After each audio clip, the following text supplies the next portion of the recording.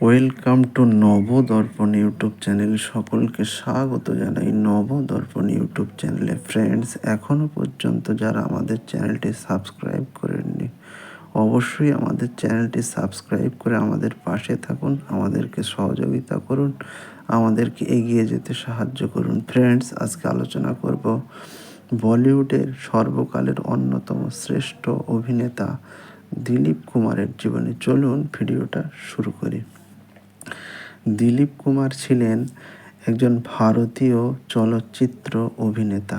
তিনি tragedy king নামে সুপরিচিত এবং সত্যজিৎ রায়ের মতো কিংবদন্তি বাংলা চলচ্চিত্র নির্মাতার মতে সর্বশেষ তিনি ছিলেন রচনাশৈলী একজন গুণী অভিনেতা। তিনি 1944 সালে বোম্বা টকিজের ব্যানারে জোয়ার ভাটা চলচ্চিত্রে অভিনয়ের মাধ্যমে চলচ্চিত্র শিল্পে পদার্পণ করেন। তিনি চলচ্চিত্র শিল্পে 6 দশকের অধিক সময় ধরে বিচরণ করেছেন এবং অভিনয় করেছেন 60টির বেশি ছায়াছবিতে।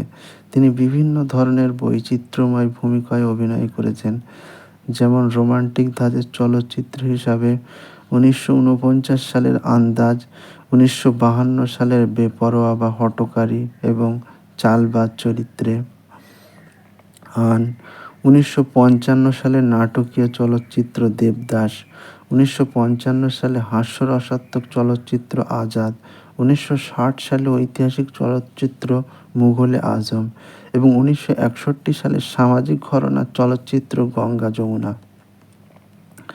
1976 সালে দিলীপ কুমার ছবিতে অভিনয় থেকে 5 বছর বিরতি নেন এবং ছায়াছবি ক্রান্তি প্রধান চরিত্রে অভিনয়ের মাধ্যমে চলচ্চিত্রে নিয়মিত হন এবং প্রধান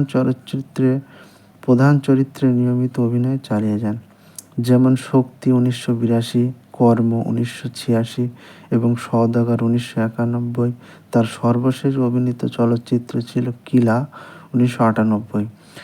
দিলীপ কুমার অভিনীত বিজয়ন্তী মালিয়ার সাথে সবচেয়ে বেশি সংখ্যক চলচ্চিত্রে কাজ করেছেন। সেখানে তারা উভয়ই একসাথে নিজেদের প্রযোজিত প্রতিষ্ঠান থেকে গঙ্গা যমুনা সহ 7টি ছায়াছবিতে অভিনয় করেন। তাদের দুজনের মধ্যে সবসময়ের জন্য বোঝাপড়া ছিল খুবই ভালো।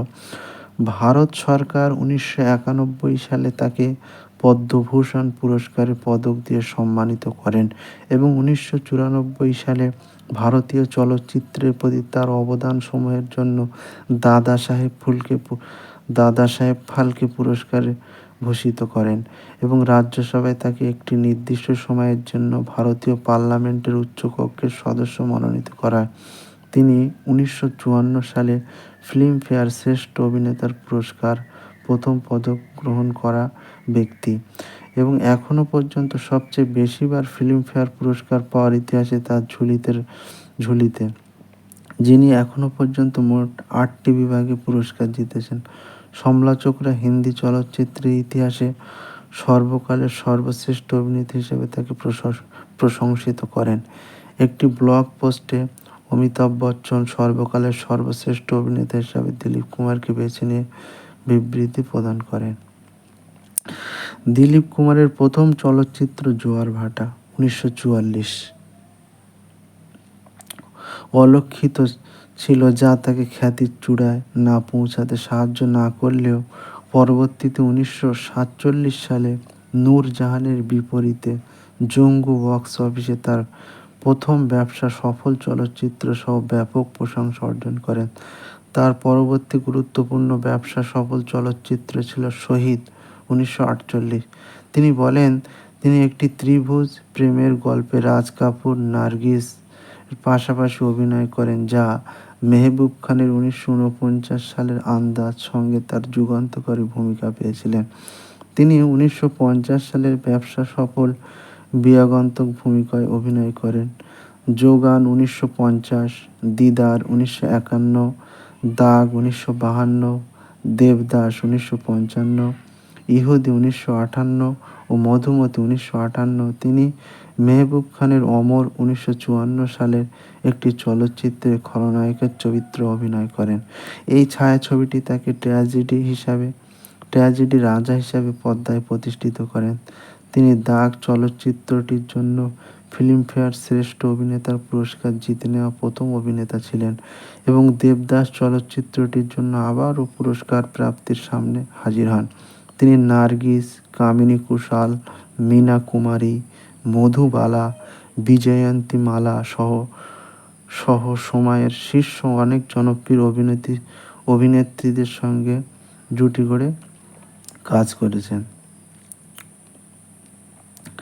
দিলীপ কুমার ব্যাপকভাবে হিন্দি চলচ্চিত্রের ইতিহাসে সর্বকালের সর্বশ্রেষ্ঠ অভিনেতাদের একজন হিসেবে বিবেচনা করা হয়।